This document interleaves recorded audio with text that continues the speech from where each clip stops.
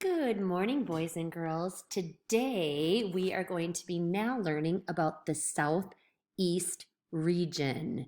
So we did the Northeast region, and I hope that you were able to share that with your teacher because it was due. The Southeast region is going to be due right when we come back from spring break. So you have next week to work on it. You have all next week to work on it. Get it done before you go off on spring break because it will be due when we get back. I'm also wanting to make sure that all of you have installed Google Slides on your iPad. If you have not installed Google Slides from self-service on your iPad, it's going to be really hard to do this lesson. So that's what you should be doing. We're going to learn a little bit about the Southeast region through this video. It's only 4 minutes. What I like about it is that you can see some of the important landmarks and you can see how it has become so popular of a place to go. Here we go, the Southeast region.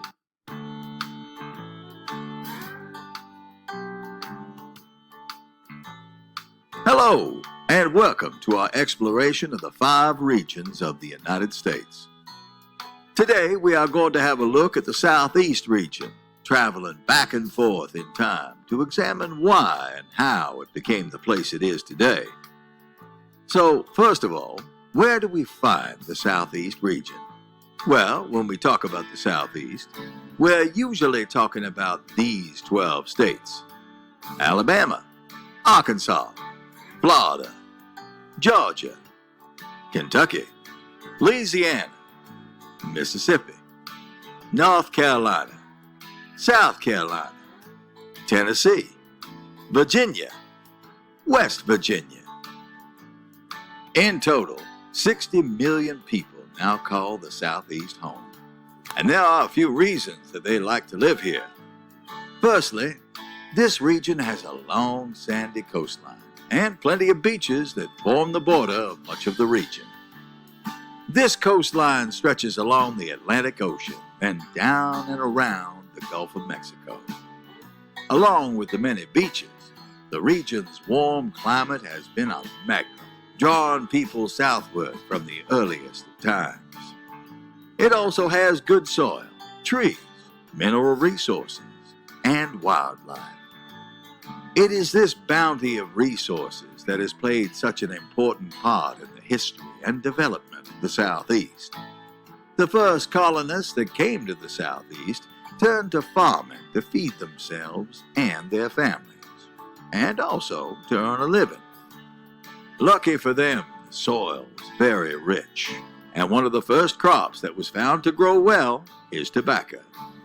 Tobacco was grown on plantations as a cash crop, then dried and shipped back to England in barrels.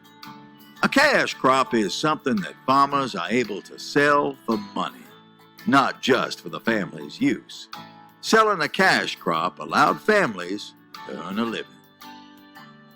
Of all the places of the Southeast, Virginia turned out to be the perfect place to grow tobacco.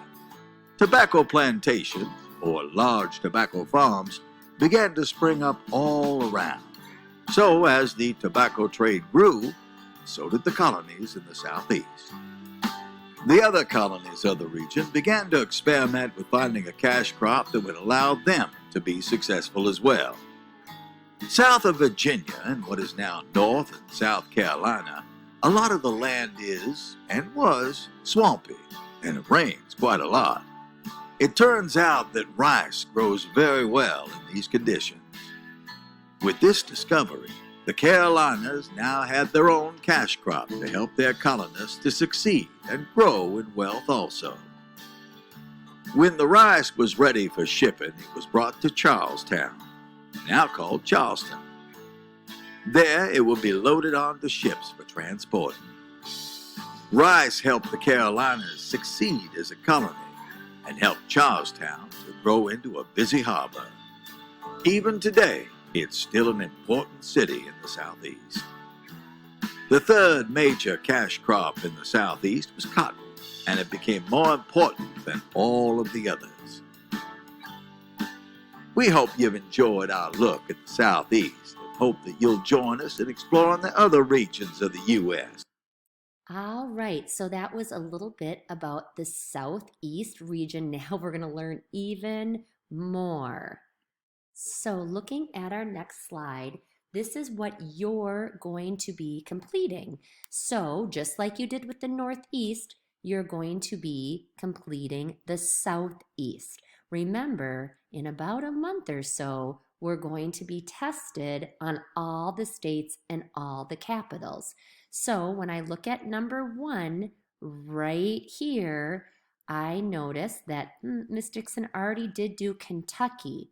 But you need to find what the capital is of Kentucky.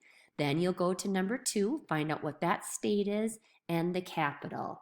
A lot of kids have been using their own maps that they have at their homes, or you can just take a screenshot of a US map.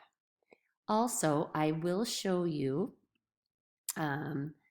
a wonderful game that your teacher will send to you. It's called Shepherd Software, and it's a link online. What you can do with that is learn your states and capitals. You can go to US Geography Games, click on that. Then there's different levels that you can do. Here, this level is for beginners. Click on the US states to find their names. And then you could go to click on the correct state. You may select regions. Here's another level. You can drag each state into the map. Or here is drag each state onto the map. I'm going to go show you what level 1 is.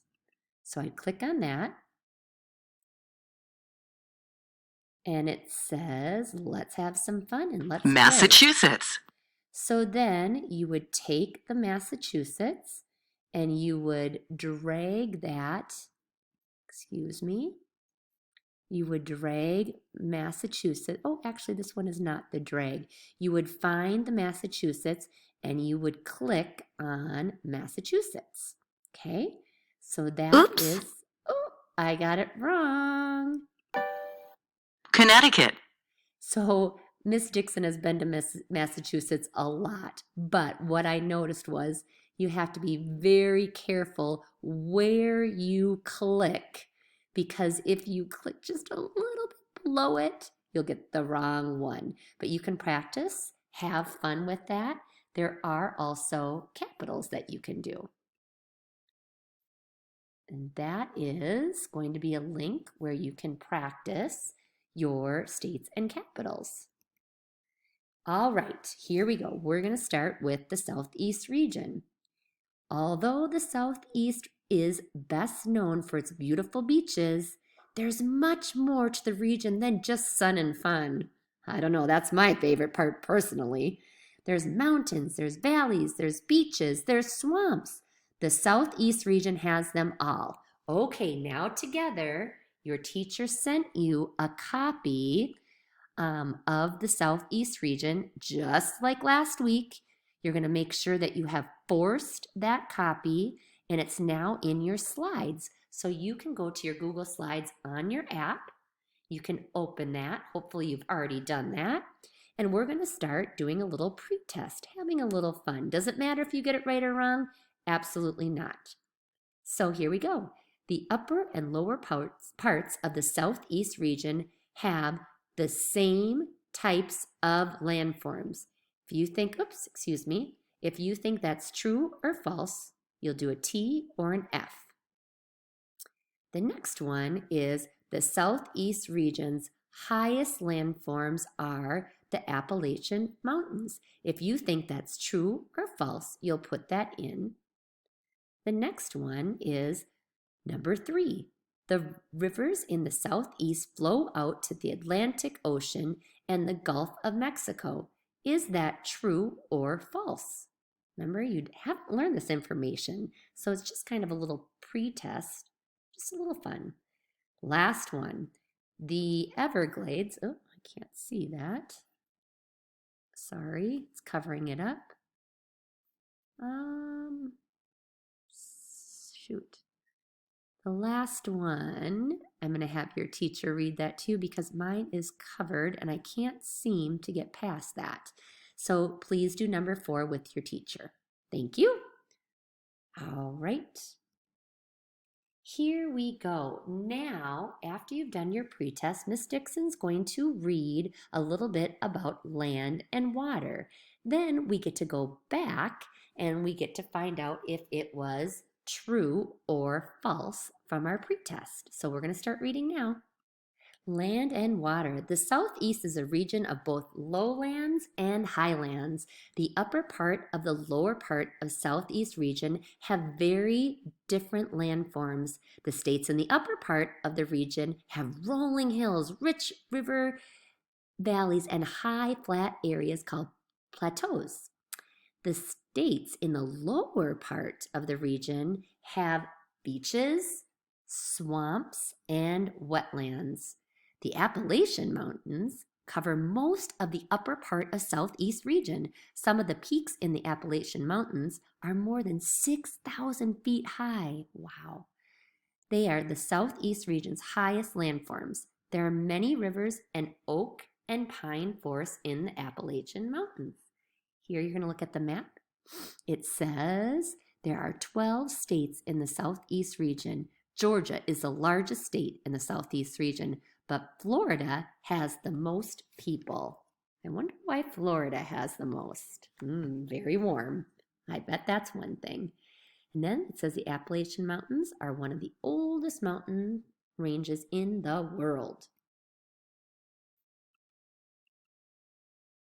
The lower part of the Southeast region is known for its beautiful sandy beaches. Along the coast, the land is mostly flat. The coast of Southeast region includes both the Atlantic Ocean and the Gulf of Mexico. The low coastal plain stretches along the southeastern coast from Virginia to Louisiana. When the ocean rises each day at the high tide, seawater flows into this lowland, creating many swamps. The largest and best known swamps in America are all in the southeast, located in Virginia, North Carolina, Georgia, and Louisiana. The Everglades, a huge low wetland, covers much of the southern Florida. The swamp in Georgia is the largest swamp in North America. The southeast has many rivers. Most of its rivers begin in the Appalachian Mountains. The rivers flow across the coastal plain to the Atlantic Ocean or the Gulf of Mexico. The Mississippi River carries fertile soil to the huge delta at the Gulf of Mexico.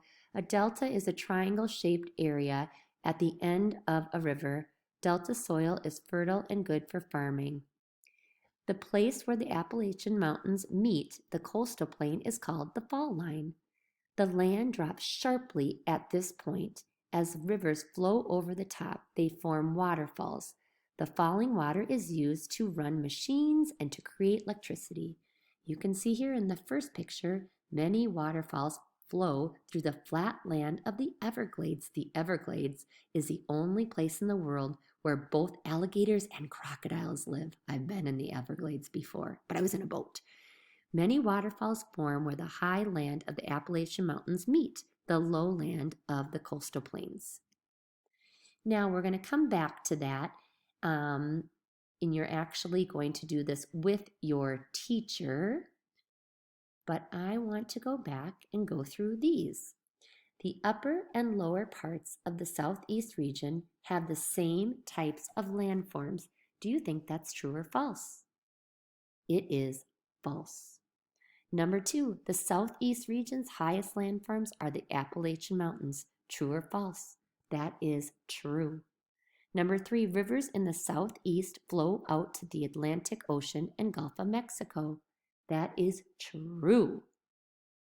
The Everglades is the largest swamp in North America.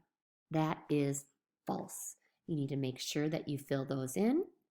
Then with your teacher, you can go through land and water. And then after, on your own, you'll finish climate, all the other slides that will